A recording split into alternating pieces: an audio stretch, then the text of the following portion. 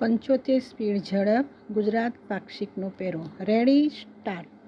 વડાપ્રધાન શ્રી નરેન્દ્રભાઈ મોદીએ વિકલાંગ માટે દિવ્યાંગ શબ્દનો ઉપયોગ કર્યો છે. દિવ્યાંગજનો અધિકારોનો અમલીકરણ માટે દિવ્યાંગજનો અધિકાર અધિનિયમ 2016 અમલી છે.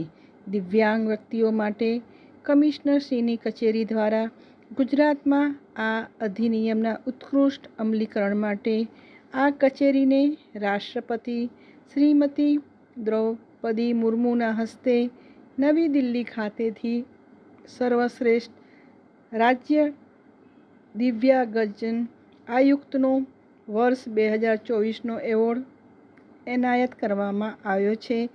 આ એવોર્ડ મેળવવા બદલ સામાજિક ન્યાય અને અધિકારિતા મંત્રી શ્રીમતી ભાનુબહેન બાબરિયાએ કમિશનર શ્રી વિજે રાજપૂત તથા કચેરીના અધિકારીશ્રીઓ તથા કર્મચારીઓને અભિનંદન પાઠવ્યા હતા. ફકરો. રાજ્યના પશુઓને આરોગ્ય સુરક્ષા કવચ આપવા માટે પશુપાલન વિભાગના માધ્યમથી 10 ગામ દીઠ ફરતું પશુ દવાખાનું MVD મોબાઈલ વેટરનરી ડિસ્પેન્સરીની યોજના અમલમાં છે. અબોલ પશુઓ માટે ફરતું પશુ દવાખાનું સંજીવની સમાન છે. ફકરો.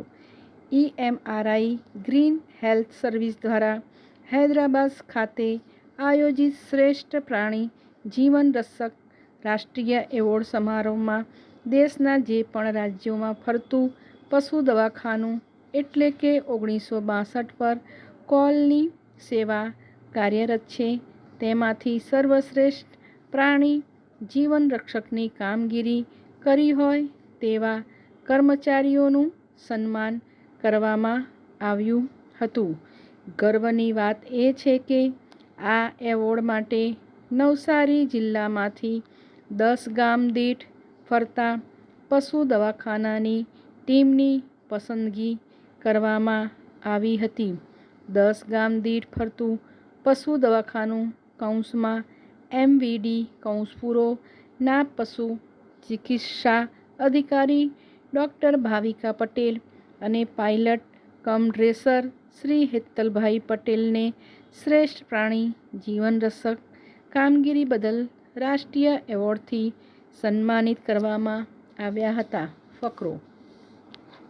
દિવ્યાંગ વ્યક્તિઓ માટેના કમિશનરશ્રીની કચેરી દિવ્યાંગ વ્યક્તિઓ માટે ડીમ્ડ સિવિલ કોડ તરીકે કામ કરે છે, જેમાં દિવ્યાંગજનોને લગતી પ્રવેશ, ભરતી, બદલી, અનામત, પેન્શન, જમીન ફાળવણી, રોજગાર, અભ્યાસ અને દિવ્યાંગજનોના અધિકારોનો ભંગ થાય તેવા દરેક કિસ્સામાં અન્યાય સંબંધિત અરજદારની ફરિયાદો તેમજ આ કોર્ટ દ્વારા જાતે સુઓ મોટો કેસ દાખલ કરી તેનું ઝડપી નિરાકરણ આપવાની સત્તા ધરાવે છે.